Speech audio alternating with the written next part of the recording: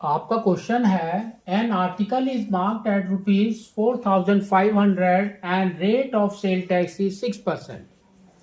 A trader buys this article at some discount and sell it to the customer at marked price. If the trader pays ₹81 as VAT, find how much percent discount does the trader get and the total money paid by the trader including tax to buy the article. तो इसको समझो, इसने देखो क्या बोला है। Article का mark price is ₹4,500, तो मार्क प्राइस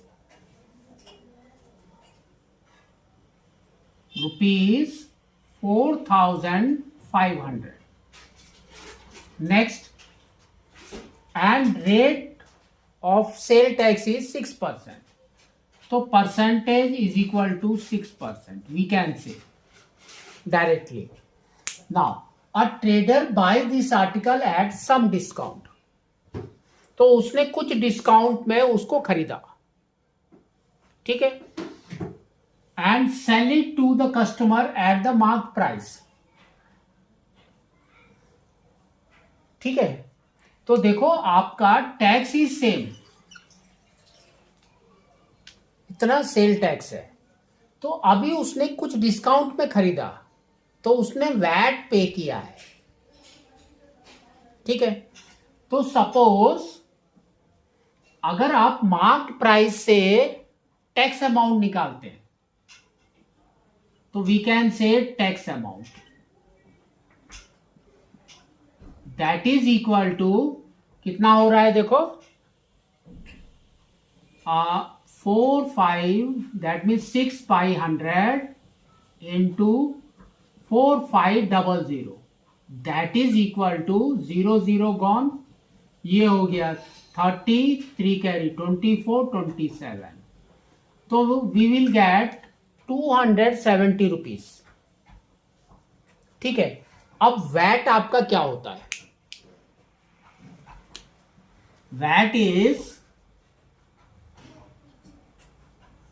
वैट आपका होता है कितना चार्ज किया और कितना दिया, कितना पे किया. तो वी कैन से चार्ज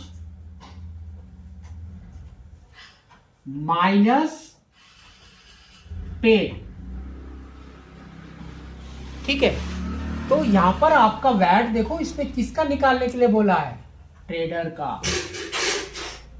ठीक है, तो चार्ज उसने किया 270 रुपीज और वैट ही हैज पेड 81. तो ये हो गया आपका charge that is 270 minus paid, है ना. तो ये आपने कितना पे किया? Sorry, this is charge, we are not knowing. Charge minus paid, कितना चार्ज किया और कितना पे किया. तो pay we are not knowing, charge we are knowing, that is 270. इसको इस साइड में लेकर आ जाओ और अदरवाइज इसको इस साइड में, इसको इस साइड में, दैट मीन्स पेड. तो now we can say tax paid is equal to 270 minus 81. तो ये हो गया 9, ये हो गया 8, ये हो गया 1. तो 189 रुपीज उसने टैक्स पे किया है. ठीक है, तो उसका मतलब जिसके ऊपर टैक्स पे किया है तो वो उसका अमाउंट क्या है, तो हम कैसे निकालते हैं उसको?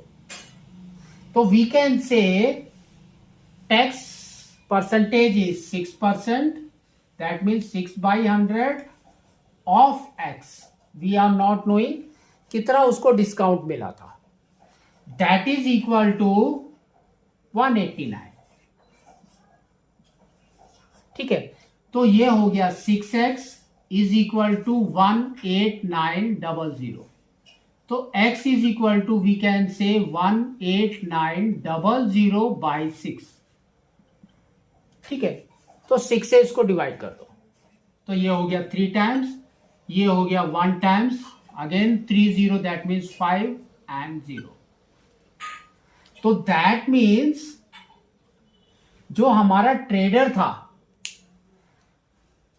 उसका कॉस्ट प्राइस ये पड़ा,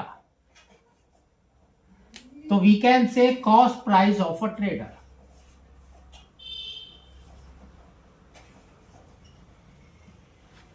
तो अब डिस्काउंट कितना हो गया देखो, दैट मीन्स 4500 माइनस दिस, तो डिस्काउंट अमाउंट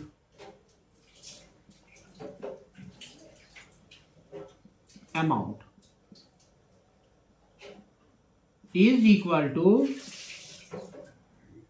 4500 माइनस 3150, तो ये हो गया आपका 50, 4 minus 1 is 3 and 1, तो ये हो गया डिस्काउंट अमाउंट। तो अब आपके क्वेश्चंस क्या हैं देखो, how much % discount does the trader get and the total money paid by the trader including tax to buy the article। ठीक है, तो यहां पर दोनों जगह पे ट्रेडर का ही है। अब देखो डिस्काउंट अमाउंट इज दिस, ठीक है, तो अब आप निकालेंगे डिस्काउंट परसेंटेज, तो हम बोल सकते हैं discount percentage that is equal to discount amount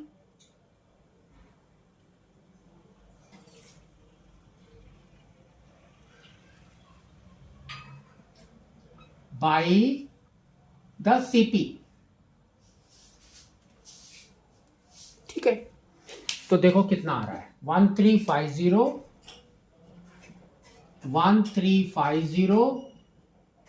by कितना है, सीपी क्या है आपका मार्क प्राइस, क्योंकि वहीं से डिस्काउंट मिलता है आपका, तो दैट इज 4500 इंटू 100, तो 0 0 gone.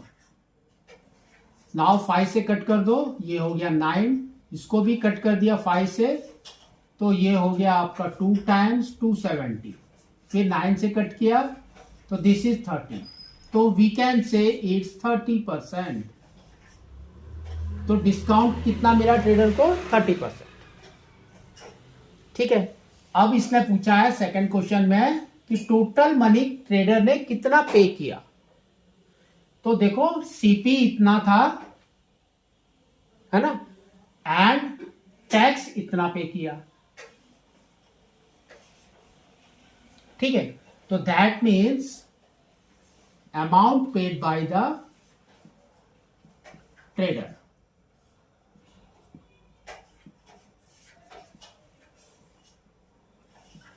That is equal to 3150 plus 189, that is equal to 9, 13, 1 carry 3 3,